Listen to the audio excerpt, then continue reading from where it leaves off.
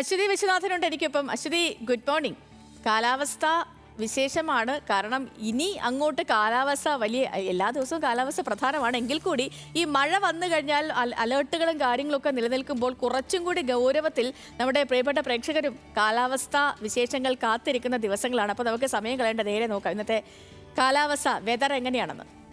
Sethu, good morning. എല്ലാ പ്രേക്ഷകർക്കും പതിവ് പോലെ സ്കൈ വാച്ചിലേക്ക് സ്വാഗതം.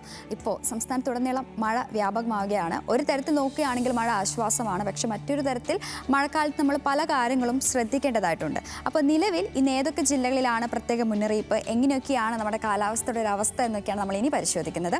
നിലവിൽ ഇന്ന് മാപ്പ് നോക്കുമ്പോൾ ഇന്നലെ കണ്ണൂർ, കാസർഗോഡ് ജില്ലകളിൽ ഓറഞ്ച് അലേർട്ടായിരുന്നു. നിലവിൽ ഓറഞ്ച് അലേർട്ട് ഇല്ലെങ്കിലും വടക്കൻ കേരളത്തിൽ മഴ ശക്തമാകുന്നു എന്ന സൂചനയാണ് ഈ മാപ്പ് നൽകുന്നത്.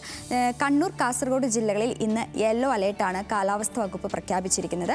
ഒറ്റപ്പെട്ട ശക്തമായ മഴയ്ക്കുള്ള സാധ്യതയാണ് പ്രവചിക്കപ്പെട്ടിരിക്കുന്നത്. ഇന്ന് മഴയുടെ ശക്തി കുറയുമെങ്കിലും നാളെ മുതൽ പലയിടത്തും അതിശക്തമായ മഴ പെയ്യുമെന്നാണ് കാലാവസ്ഥാ വകുപ്പ് പറയുന്നത്. ഞാൻ ഇന്നലെ സൂചിപ്പിച്ചിരുന്നു ന്യൂനമർദ്ദം രൂപപ്പെടുന്ന കാര്യം അല്ലേ. ഈ അറബിക്കടലിൽ കർണാടക, ഗോവ തീരത്തിന് മുകളിലായി കാണുന്ന ചക്രവാത ചുഴി ഇന്ന് ന്യൂനമർദ്ദമായി മാറും. തുടർന്ന് വടക്കോട്ട് നീങ്ങി തീവ്ര ന്യൂനമർദ്ദമായി ശക്തി പ്രാപിക്കാൻ സാധ്യതയുണ്ടെന്ന് കേന്ദ്ര കാലാവസ്ഥാ വകുപ്പ് അറിയിച്ചിട്ടുണ്ട്. അതായത് കേരളത്തിൽ ഇനിയുള്ള ദിവസം വ്യാപകമായി മഴയ്ക്ക് സാധ്യതയുണ്ട് എന്നാണ് അർത്ഥം. അത് നമ്മൾ ഇന്നലെ പറഞ്ഞിരുന്നു. ഈ ആഴ്ച അവസാനത്തോടെ കേരളത്തിൽ കാലവർഷം എത്തിച്ചേരുമെന്നാണ് കാലാവസ്ഥാ വകുപ്പിന്റെ പ്രവചനം അല്ലേ. അപ്പം അതിനനുസരിച്ചുള്ള മുൻകരുതലുകളെല്ലാം സ്വീകരിക്കുക, സുരക്ഷിതരായിരിക്കുക. ഇനി മറ്റ് മുന്നറിയിപ്പുകൾ എന്തൊക്കെയാണെന്നാണ് നമ്മൾ ഇനി പരിശോധിക്കുന്നത്. മത്സ്യത്തൊഴിലാളികൾക്കുള്ള ജാഗ്രതാ നിർദ്ദേശമാണ് ആദ്യം.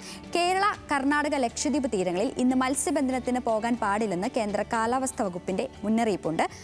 മറ്റേത് പ്രത്യേക ജാഗ്രതാ നിർദ്ദേശമാണ്. തെക്കു പടിഞ്ഞാറൻ അറബിക്കടലിൻ്റെ പടിഞ്ഞാറൻ ഭാഗങ്ങൾ, തെക്കൻ തമിഴ്നാട് തീരം, കന്യാകുമാരി പ്രദേശം എന്നിവിടങ്ങളിൽ മണിക്കൂറിൽ 45 മുതൽ 50 കിലോമീറ്റർ വരെയും ചില അവസരങ്ങളിൽ 55 കിലോമീറ്റർ വരെയും വേഗതയിൽ ശക്തമായ കാറ്റിനുള്ള സാധ്യതയുണ്ട്. അടുത്തതായി കള്ളക്കടൽ പ്രതിഭാസത്തിൻ്റെ മുന്നറിയിപ്പും കൂടി നൽകുന്നുണ്ട്. കള്ളക്കടൽ പ്രതിഭാസത്തിൻ്റെ ഭാഗമായി തിരുവനന്തപുരം ജില്ലയിൽ ഈ കാപ്പിൽ മുതൽ പൊഴിയൂർ വരെയുള്ള ഭാഗങ്ങളിൽ തിരമാലകൾ കാരണം കടലാക്രമണത്തിന് സാധ്യതയുണ്ടെന്ന് ദേശീയ സമുദ്രസ്ഥിതി പഠന ഗവേഷണ കേന്ദ്രത്തിൻ്റെ അറിയിപ്പുമുണ്ട്. അപ്പോൾ ഈ കടലാക്രമണത്തിന് സാധ്യതയുള്ളതിനാൽ മത്സ്യത്തൊഴിലാളികളും തീരദേശവാസികളും ജാഗ്രത പാലിക്കുക, അധികൃതരുടെ നിർദ്ദേശങ്ങൾ കൃത്യമായി അനുസരിക്കുക. നിലവിൽ നമ്മൾ ഇനി അടുത്തതായി ചൂടാണ് പരിശോധിക്കുന്നത്. മഴയൊക്കെ ആണെങ്കിലും നമുക്ക് ചൂട് പരിശോധിക്കാതെ പോകാൻ പറ്റില്ല അല്ലേ. അപ്പോൾ തിരുവനന്തപുരം, കോട്ടയം, പാലക്കാട് ജില്ലകളിലാണ് നിലവിൽ ഉയർന്ന താപനിലയുള്ളത്.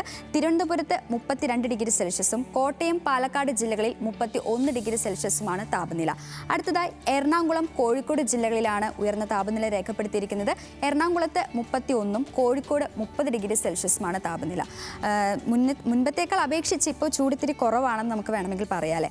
മറ്റൊരു കാര്യം, ഇന്നലെ ഞാൻ പറഞ്ഞിരുന്നു മഴയൊക്കെയാണ്. അപ്പോൾ എന്തെങ്കിലും ഒരു അത്യാവശ്യ ഘട്ടം വന്നു, ക്യാമ്പൊക്കെ തുറക്കുന്നൊരവസ്ഥ വരികയാണെങ്കിൽ നമുക്ക് പെട്ടെന്ന് ആരെങ്കിലും വിളിക്കാൻ ഒരു നമ്പർ വേണ്ടേ. അപ്പോൾ കേരളത്തിലെ എല്ലാ ജില്ലകളിലും 24 മണിക്കൂർ പ്രവർത്തിക്കുന്ന താലൂക്ക് ജില്ലാ കൺട്രോൾ റൂമുകൾ പ്രവർത്തിക്കുന്നുണ്ട്. സഹായങ്ങൾക്കും മറ്റുമായി 1077 അല്ലെങ്കിൽ 1070 എന്നീ ടോൾ ഫ്രീ നമ്പറുകളിൽ ബന്ധപ്പെടാവുന്നതാണ്. അപ്പോൾ ആ നമ്പറൊക്കെ ഒന്ന് സൂക്ഷിച്ച് വെക്കുക. എല്ലാ മുൻകരുതലുകളും സ്വീകരിക്കുക, എല്ലാ നിർദ്ദേശങ്ങളും കൃത്യമായി പാലിക്കുക. അപ്പോൾ ഇതൊക്കെയാണ് ഇന്നത്തെ പ്രധാനപ്പെട്ട കാലാവസ്ഥ മുന്നറിയിപ്പുകൾ. അപ്പോൾ ഇതോടുകൂടി ഇന്നത്തെ സ്കൈ വാച്ച് ഇവിടെ പൂർണ്ണമാവുകയാണ്. നാളെ വീണ്ടും കാലാവസ്ഥ വിവരങ്ങളുമായി കാണാം.